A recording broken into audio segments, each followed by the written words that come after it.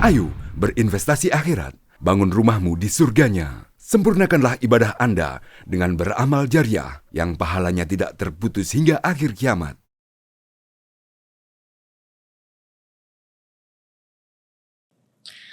A'udzu billahi minasy syaithanir rajim. Bismillahirrahmanirrahim. Wa anfiqu fi sabilillahi wa la tulqu bi aidikum ila tahlukah.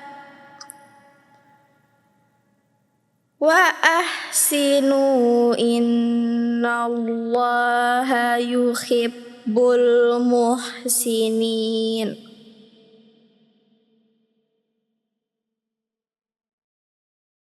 Wa atimmul hajja wal umrata lillahi fa in uhsirtum famastaysara minal hajj. Wala tahliku ru'usakum hatta yablughal hadyu mahillah. Faman kana minkum maridan aw bihi azam mir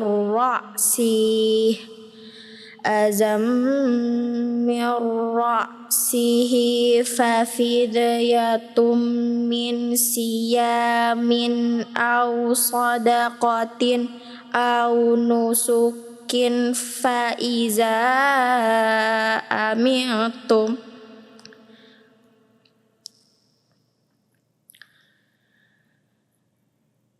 faman tamatta'a bil umrati ilal hajji famastaysara minal hajj.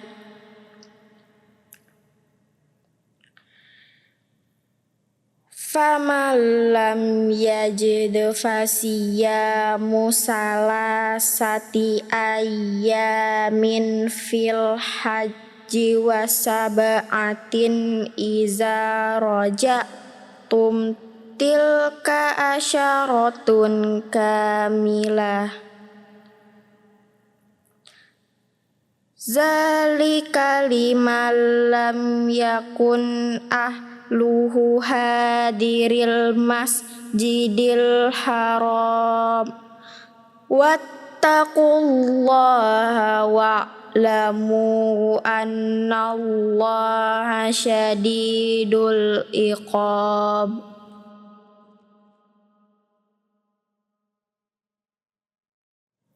Al-hajju ashhurum ma'lumah. Fama farada fihinnal hajja fala rafasa wala fusuqa wala jidala fil hajj. Wa ma taf'alu min khairi ya'lamullahu wa tazawwadu fa inna khairaz zadit taqwa wattaquni ya ulil albab. Shadaqallahul azim. Bismillahirrahmanirrahim. Assalamualaikum warahmatullahi wabarakatuh. Alhamdulillahi rabbil alamin.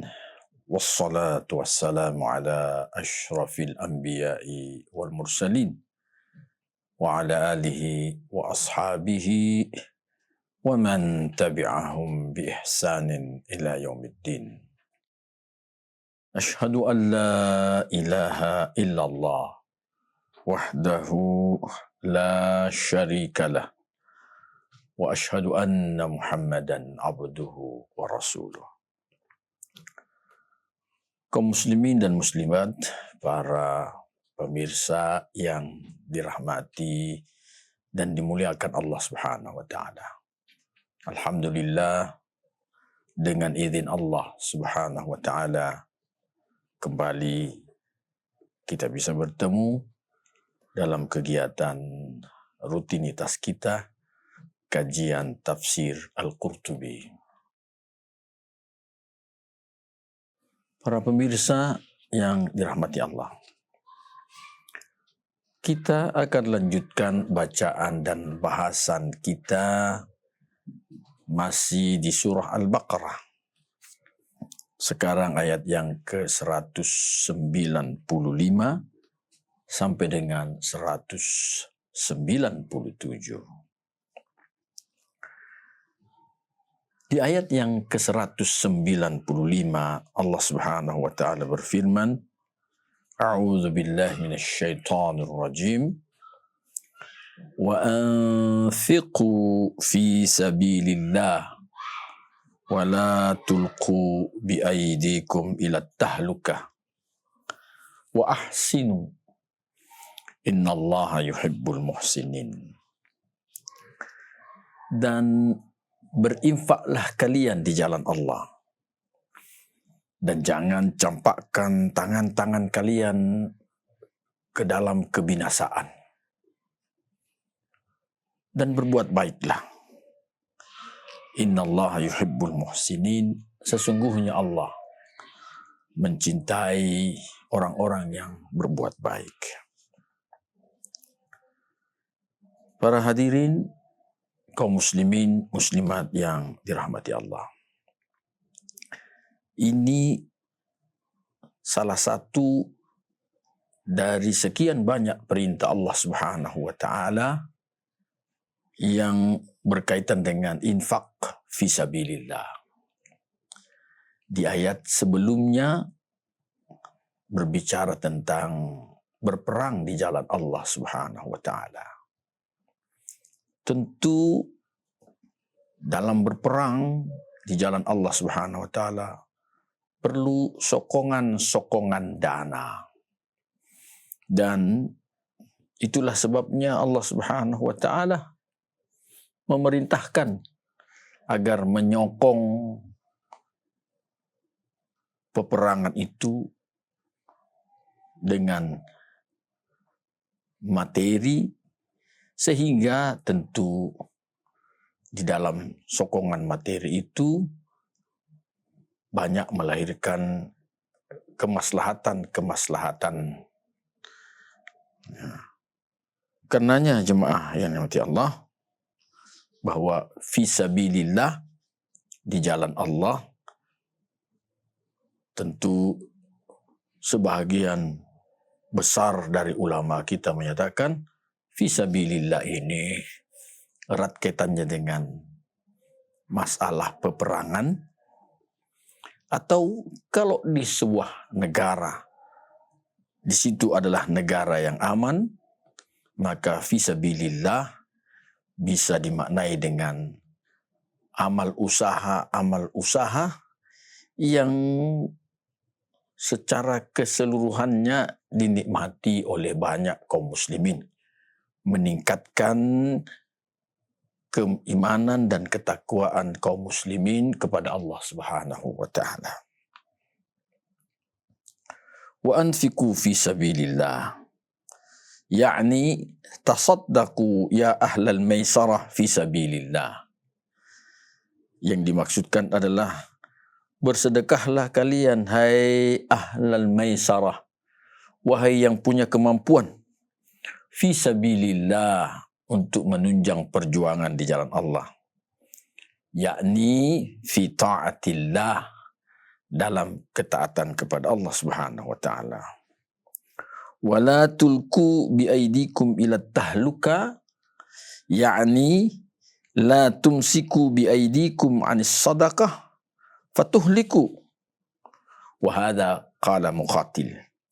Jangan tahan tangan-tangan kalian dari bersedekah Sebab kalau kalian menahan tangan kalian sehingga kalian tidak bersedekah, maka kalian juga akan binasa. Inilah yang diucapkan oleh Muqatil. Kemudian dalam pernyataan yang lain yang diutarakan oleh Ibnu Abbas berkaitan dengan wala tulku bi aidikum ila tahluka, Ibnu Abbas berkata, wala tumsiku anis sadaqah fatuhliku. Jangan kalian menahan diri, menahan tangan kalian sehingga kalian tidak bersedekah. Fatuhliku, maka kalian pun juga akan binasa. Ai la tumsiku anin nafaqati anid du'afa. Atau jangan kalian tahan tangan kalian sehingga kalian tidak bersedekah, tidak memberi nafkah kepada orang-orang yang dhaif, orang-orang yang lemah. Karena betapapun juga kita bersaudara, muslim dengan muslim yang lain bersaudara, dan saudara-saudara kita yang lemah itu adalah orang-orang yang perlu untuk kita perhatikan. Sekali lagi, bukan hanya mereka yang butuh bantuan, tetapi kita juga butuh untuk membantu mereka. Sebab kalau sekiranya orang du'afa itu tidak ada, seandainya orang du'afa itu tidak ada, maka tentu akan terbatas infak-infak yang kita berikan kepada mereka. Jadi inilah jemaah yang dirahmati Allah, kemaha kuasaan, maha rahman dan rahimnya Allah Subhanahu wa taala. Allah menciptakan berpasang-pasangan, di antaranya ada orang kaya dan ada orang miskin. Ada orang yang punya kekuatan materi dan ada orang-orang yang punya kelemahan-kelemahan materi. Mereka ini sebenarnya saling membutuhkan antara satu dengan yang lainnya. Jangan sekali-kali beranggapan orang-orang kaya itu bahwa mereka dibutuhkan oleh orang miskin. Di satu pihak, tidak. Orang kaya pun juga sangat membutuhkan orang yang miskin. Kaum muslimin yang dirahmati Allah. Wala tulku bi aidikum ila tahluka juga diartikan wala tunfiqu min haramin fayuraddu alaikum fatuhliku. Jangan kalian berinfak dari punya kalian, harta kalian yang haram. Maka yang haram itu akan kembali kepada kalian dan kalian juga akan dibinasakan. Jamaah yang dirahmati Allah. Betapa di zaman sekarang yang penuh fitnah ini, semakin banyak orang tidak memperhatikan persoalan kehalalan rezekinya dan keharaman rezekinya. Halal dan haram sudah tidak diperhatikan karena dorongan hawa nafsu. Ayat ini mengingatkan dan memberikan tahdid, penekanan, jangan sekali-kali dari harta yang haram lantas kalian pakai untuk berinfak. Maka kerusakannya akan kembali kepada diri mereka yang berinfak dari harta yang haram itu. Jemaah sekalian Allah, harta yang haram tentu tidak bisa dibersihkan dengan zakat, infak, sedekah. Tidak bisa. Tidak akan pernah bisa harta yang didapat dari korupsi, dari menipu orang, lantas dibersihkan dengan zakat, infak, sedekah. Tidak akan pernah bisa. Jemaah yang dirahmati Allah. Selanjutnya Allah menyatakan wa ahsinu, berbuat baiklah.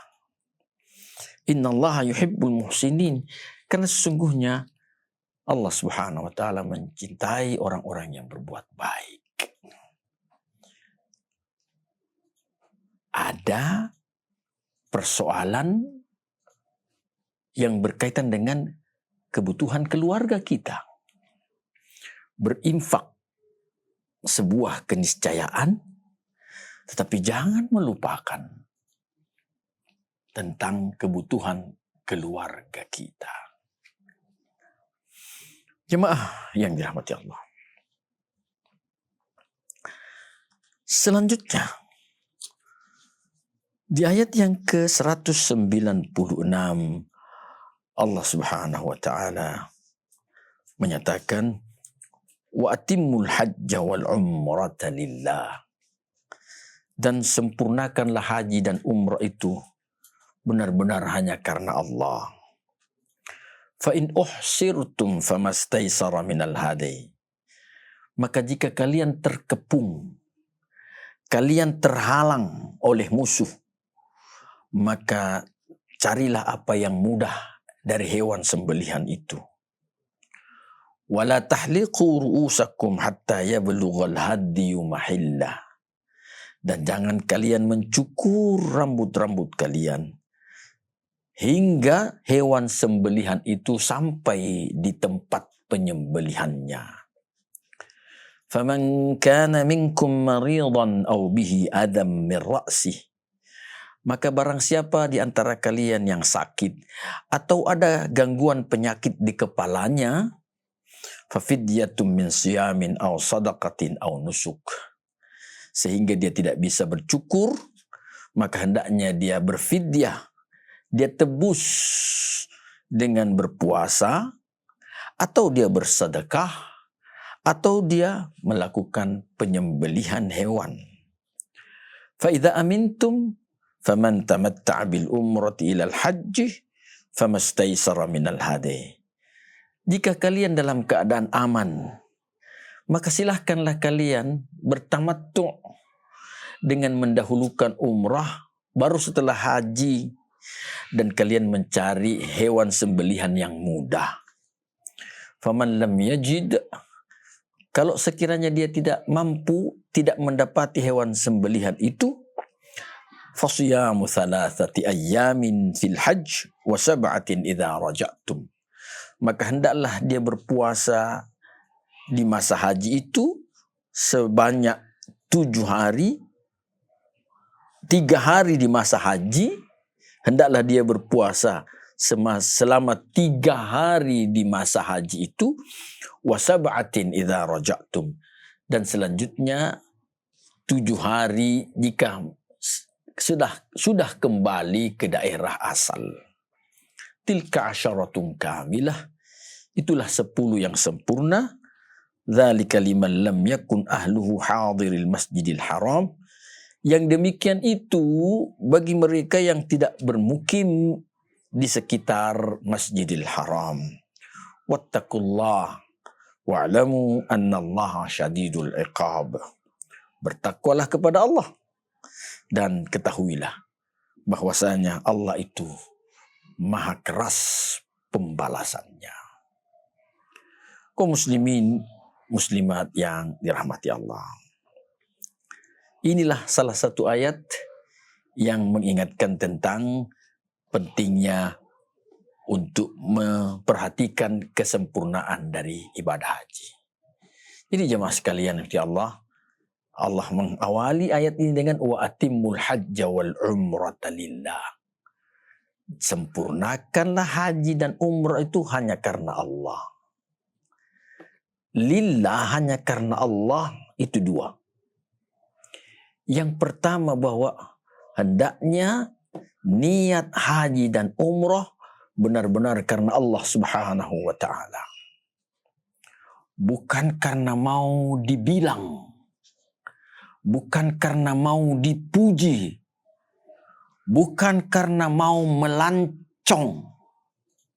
Tidak, tapi benar-benar niat haji hanya karena Allah Subhanahu wa taala.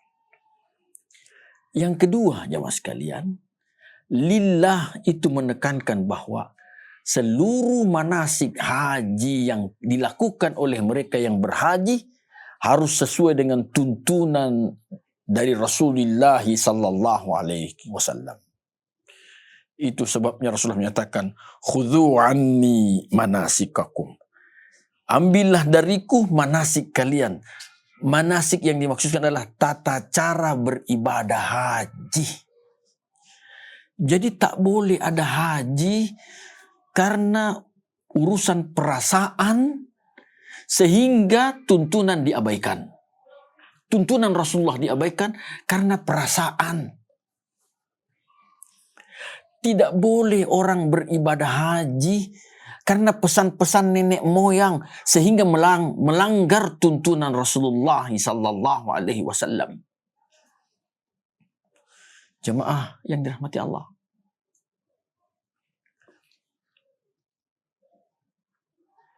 Tentu tak ada halangan bagi iblis dan bala tentaranya untuk memainkan peranannya dalam menyimpangkan para jemaah haji dalam menunaikan ibadah haji.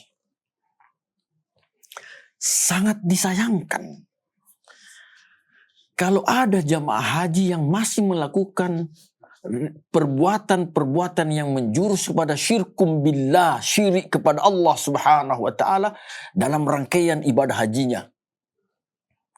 Sangat disayangkan kalau ada jemaah haji yang malas melakukan peribadatan dalam rangkaian ibadah hajinya.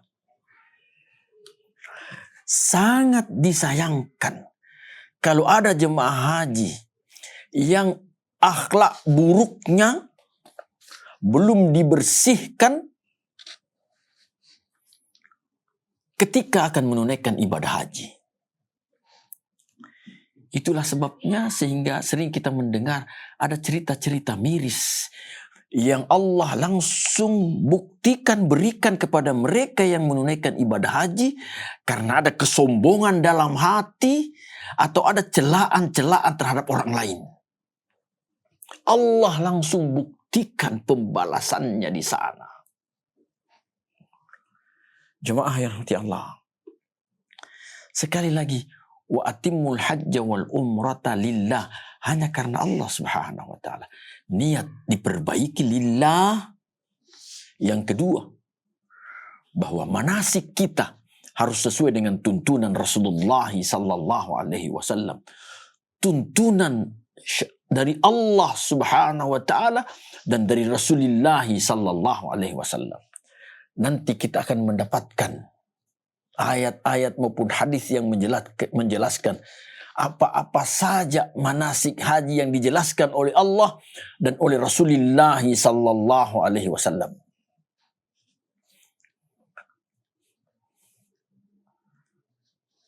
Jemaah yang dirahmati Allah.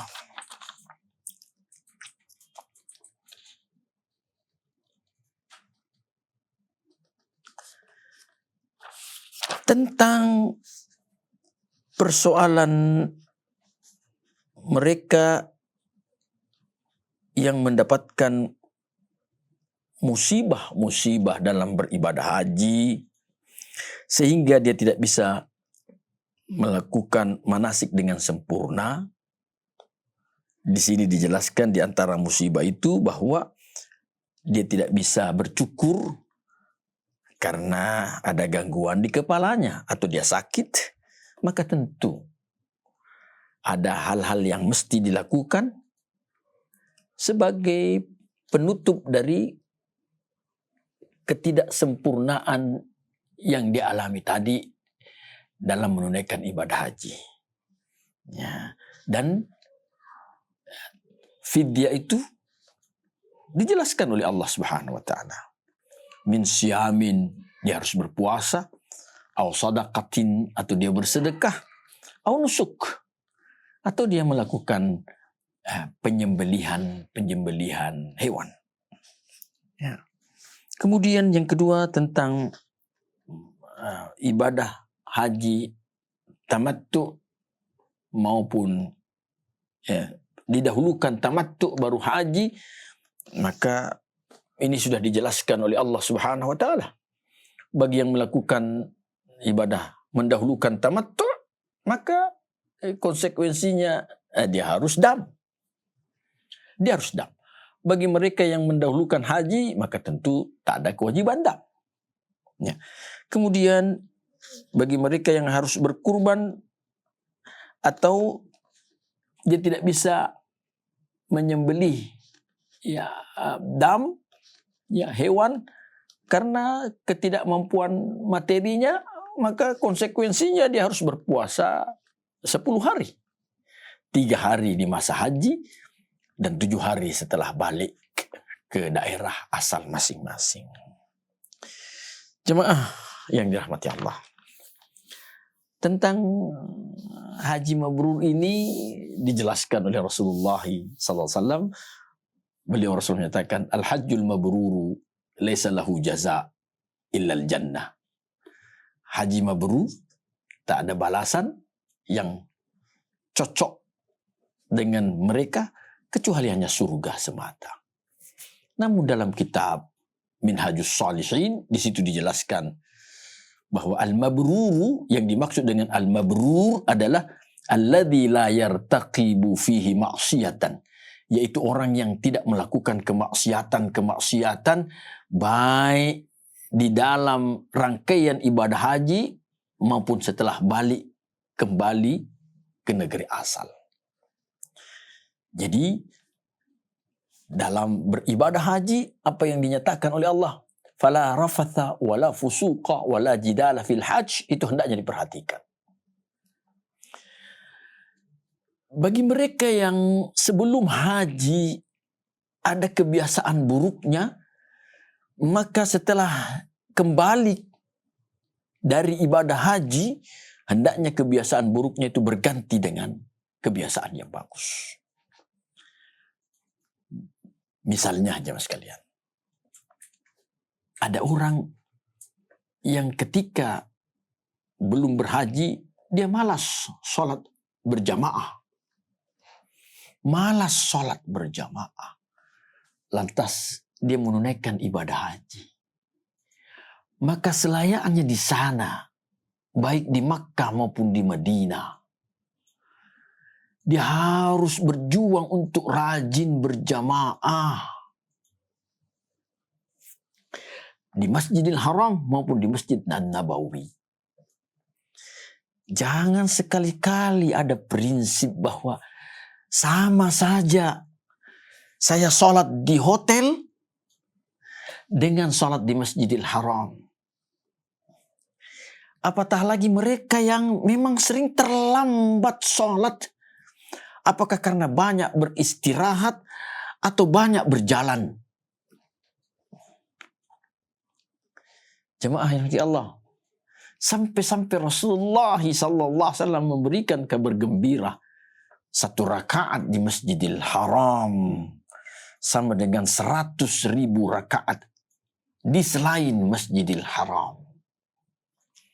1 rakaat di Masjid Nabawi sama dengan 1000 rakaat di selain Masjid Nabawi. Ini tentu penggembira, tasji', sugesti bagi kita untuk senantiasa memelihara salat berjamaah kita. Kita ke sana beribadah untuk beribadah haji, bukan untuk jalan-jalan, bukan untuk selfie-selfian, untuk beribadah.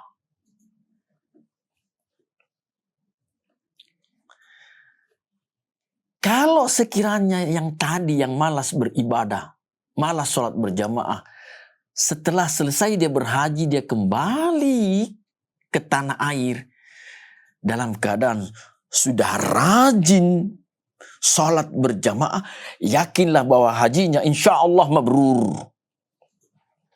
Hajinya mabrur insya Allah.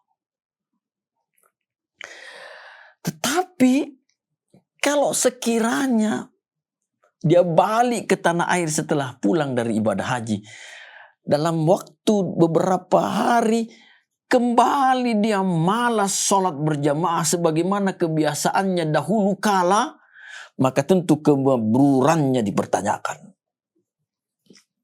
Jadi jemaah sekalian, sebenarnya mudah kita mengetahui apakah seseorang itu hajinya mabrur atau tidak.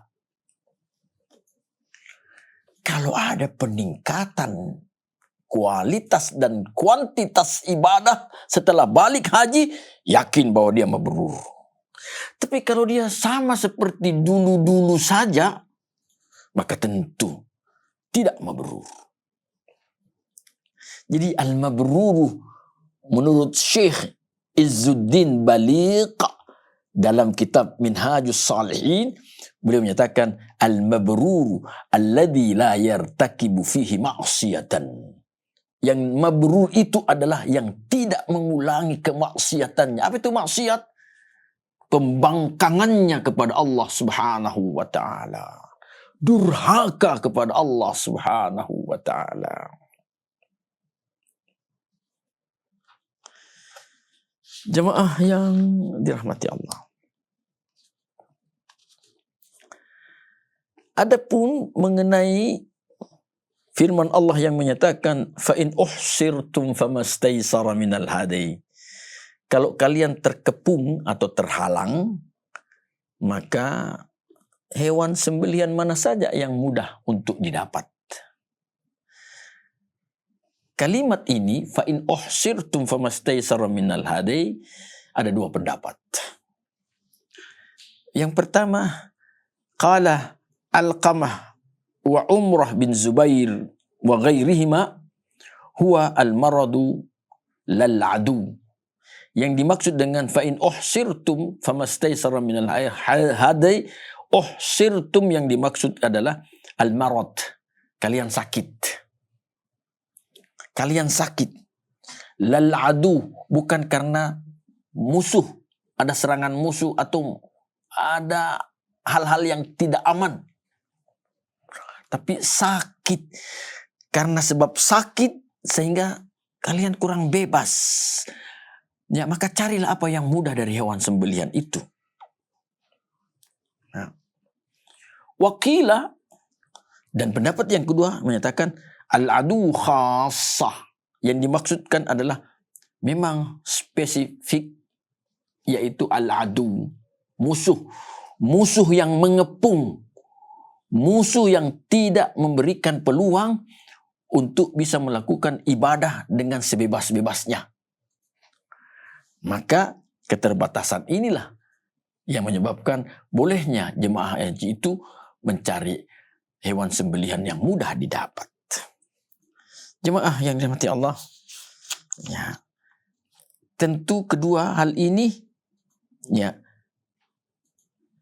tidak menjadi hal yang diperselisihkan antara pendapat yang satu dengan pendapat yang kedua. Ya. Selanjutnya jemaah yang dirahmati Allah.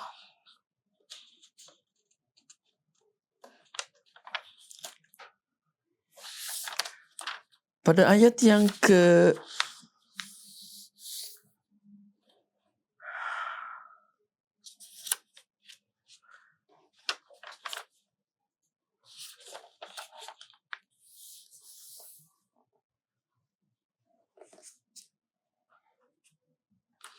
pada ayat yang berikutnya, yaitu ayat yang ke-197, Allah Subhanahu wa taala menyatakan al-hajju ashhurum ma'lumat. Haji itu ada bulan-bulan tertentunya. Faman farada fihinnal hajja, maka barang siapa yang berkewajiban melakukan ibadah haji pada bulan itu, fala rafatha wala fusuqa wala jidala fil hajj. Maka tidak boleh dia berbuat rafath, tidak boleh dia berbuat fusuk, dan tidak boleh dia jidal pada masa-masa haji itu. Wa ma taf'alu min khairin ya'lamhu Allah. Apa saja kebaikan yang kalian lakukan, semua diketahui oleh Allah Subhanahu wa taala. Wa tazawwadu fa inna khairaz zadi taqwa. berbekallah kalian. Karena sesungguhnya sebaik-baik bekal adalah takwa.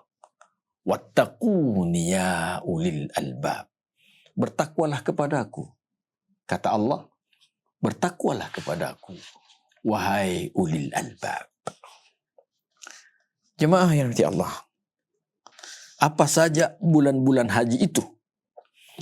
Ibnu Mas'ud, juga Ibnu Umar, Atta, Rabi', Mujahid, dan Az-Zuhri menyatakan Ashhurul Hajj, bulan-bulan haji itu adalah Syawal, Dzulqa'dah, dan Dzulhijjah kulluh. Ya, jadi Syawal, Dzulqa'dah, dan keseluruhan dari bulan Dzulhijjah. Kemudian Ibnu Abbas, Suddi, dan Sya'bi, juga An-Nakhai menyatakan bulan-bulan haji itu adalah Syawal, Dzulqa'dah, wa 'asharatum min Dzulhijjah, dan 10 hari dalam bulan Dzulhijjah. Itulah musim-musim haji. Jadi ada 3 bulan jemaah sekalian ya tentang bulan-bulan haji itu. Ya. Faman farada fihinna al-hajj fala rafatha wala fusuqa wala jidala fil hajj. Maka barang siapa yang berkewajiban melakukan ibadah haji, maka tidak boleh dia berbuat rafath. Apa itu rafath? Ulama kita menyatakan ar-rafathu huwa al-jima'. Rafath itu adalah bercampur suami istri. Ya. Ya. Dan di sini nyatakan fala jima'ah li'annahu yufsiduh. Tidak boleh pada masa-masa, dalam artian dalam rangkaian ibadah haji itu ya tidak boleh dia melakukan hubungan suami istri karena itu merusak wajib dan rukun hajinya. Ya. Jemaah yang dirahmati Allah. Meskipun ada pendapat lain yang menyatakan bahwa termasuk di antaranya adalah bertutur kata yang tidak senonoh. Tidak senonoh yang dimaksudkan adalah yang bernuansa porno. Bertutur kata bernuansa porno ya di masa-masa melakukan ibadah haji, itu pula masuk dalam kategori rafath. Rafath. Jadi bukan hanya berhubungan suami istri di waktu-waktu yang dilarang, tetapi bertutur kata jorok, tidak senonoh, porno, itu pun juga masuk dalam persoalan rafath. Kemudian al-fusuq, fala rafatha wala fusuq. Al-fusuq yakni al-ma'asi kullaha. Yang namanya fusuk adalah seluruh kemaksiatan. Seluruh kemaksiatan. Kemaksiatan itu artinya kedurhakaan. Kedurhakaan itu artinya ketidakpatuhan, tidak taatnya seseorang kepada Allah Subhanahu wa taala dalam menjalankan syariat yang berkaitan dengan ibadah haji. Jadi tadi yang sudah kita jelaskan, ya sekalian. Malas sholat berjamaah, terlalu banyak bersenda gurau, mengutamakan selfie-selfian,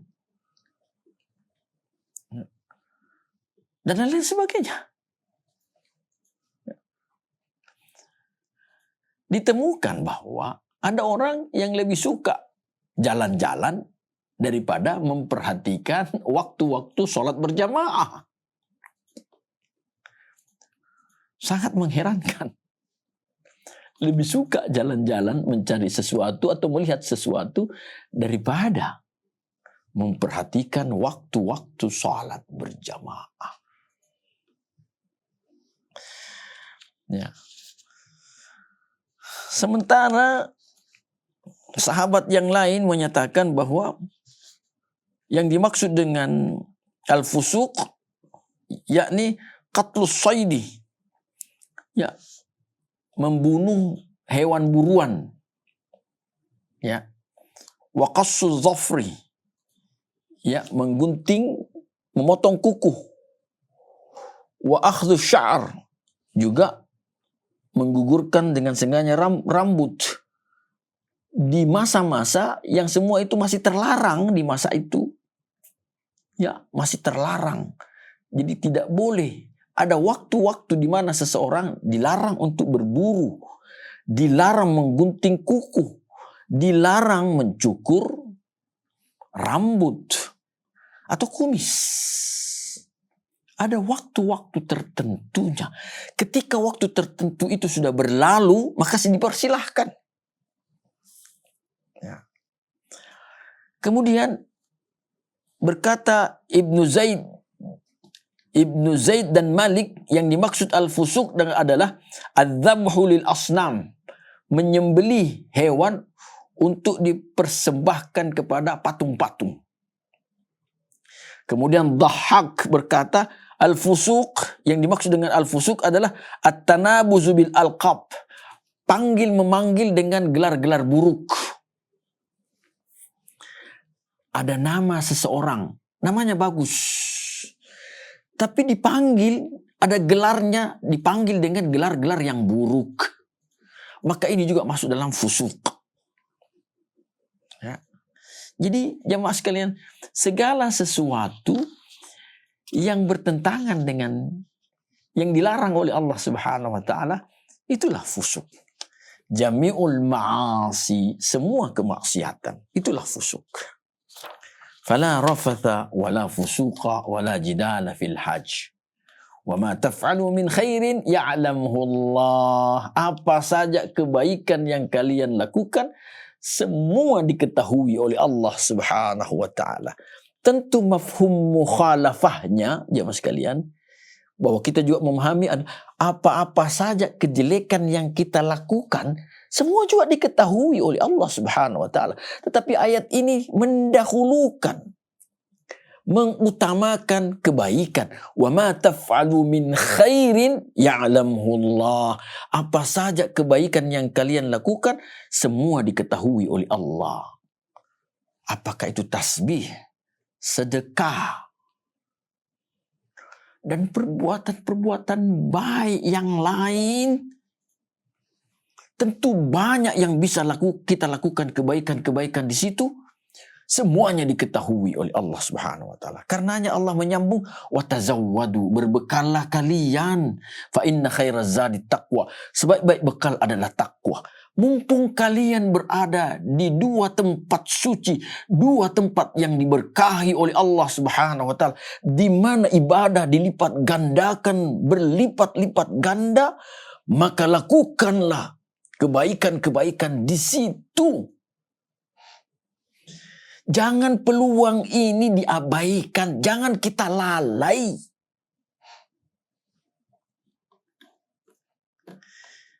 Memang ditemukan ada hadis Rasulullah SAW yang menyatakan bahwa akan ada nanti umatku itu yang berhaji, pejabatnya berhaji karena ingin perbaikan status. Orang kayanya berhaji karena mau berdagang. Orang miskinnya berhaji karena ingin meminta-minta. Dan ini tentu, sekali lagi, mereka bukan orang-orang yang mabrur. Bukan orang-orang yang mabrur. Sebab niat awalnya sudah bukan lillah, bukan karena Allah Subhanahu wa ta'ala. Jemaah yang dirahmati Allah, wa tazawwadu fa inna khairaz zadi taqwa. Berbekallah. Sesungguhnya sebaik-baik bekal adalah takwa. Jadi 1 rakaat di sana, di Masjidil Haram, sama dengan 100.000 rakaat di luar Masjidil Haram. Di negara kita katakanlah. Tentu ini bisa ditafsirkan lebih luas. Kita bersedekah dengan 1 rial di sana, maka pahalanya tentu berlipat ganda dibanding dengan kita bersedekah di sini. Kita mengaji di sana, di dalam Masjidil Haram kita mengaji. maka tentu pahalanya berlipat ganda dibanding dengan kita mengaji di negara kita, di rumah kita, di masjid kita. Kita berzikir di sana tentu pahalanya berlipat ganda dibanding dengan kita berzikir di sini. Kita berbantu orang di sana tentu pahalanya berlipat ganda dibanding dengan kita membantu orang di sini. Maka peluang ini gunakan dengan sebaik-baiknya. Saya sudah katakan tadi jemaah sekalian, iblis tentu masih bergentayangan di sana beserta dengan bala tentaranya. Tetapi tentu kita menyadari bahwa iblis itu musuh kita. Innahu aduwwun lakum fattakhidhuhu aduwa. Maka benar-benar jadikan iblis itu sebagai musuh. Jadikan iblis sebagai musuh. Jangan mau ikut bujuk rayunya dia. Paksa diri ini untuk senantiasa taat kepada Allah Subhanahu wa taala. Paksa jiwa ini untuk tunduk taat kepada Allah Subhanahu wa taala. Jemaah yang dirahmati Allah, tentu kita berharap semoga jemaah haji kita insyaallah jemaah haji yang mabrur. Meskipun kita mendengar berita ada saja musibah yang dialami oleh jemaah haji kita. Ya, ada di antara mereka yang diamankan oleh pemerintah, aparat keamanan di sana. Mudah-mudahan Allah memberi mereka kemudahan. Allah menyelesaikan persoalan-persoalan mereka. Tetapi tentu bagi oknum-oknum yang sengaja bermain, ingin mengambil keuntungan, ketahuilah dosa Anda dosa yang sangat besar. Anda menzalimi orang-orang yang ingin beribadah kepada Allah Subhanahu wa taala. Tentu dunia yang Anda dapatkan dari menzalimi orang itu yang akan melaknat Anda, dan bisa pula laknat itu dirasakan oleh keluarga Anda.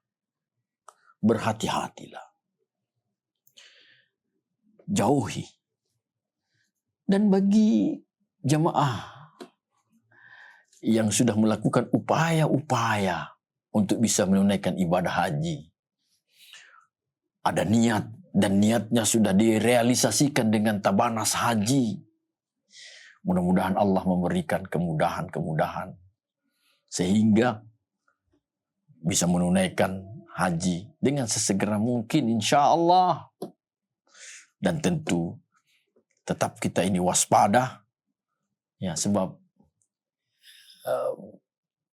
pembantunya iblis berupa manusia tentu ada. Ada setan manusia. Bukan hanya setan jin, tapi setan manusia itu ada. Waspada. Mohon perlindungan kepada Allah Subhanahu wa taala. Senantiasa mendekatkan diri dengan orang-orang yang saleh. Mohon doanya para ulama kita yang saleh. Sehingga dengan demikian insya Allah kita dalam ma'unah pertolongan Allah Subhanahu wa taala. Semoga Allah Subhanahu wa taala senantiasa merahmati kita semua. Hadanallah wa iyyakum ajma'in. Assalamualaikum warahmatullahi wabarakatuh. Ayo dukung media dakwah Masjid Agung Al-Akbar dengan ikut berdonasi pengadaan alat multimedia dan operasional dakwah. Usia boleh terputus, pahala jariah mengalir terus.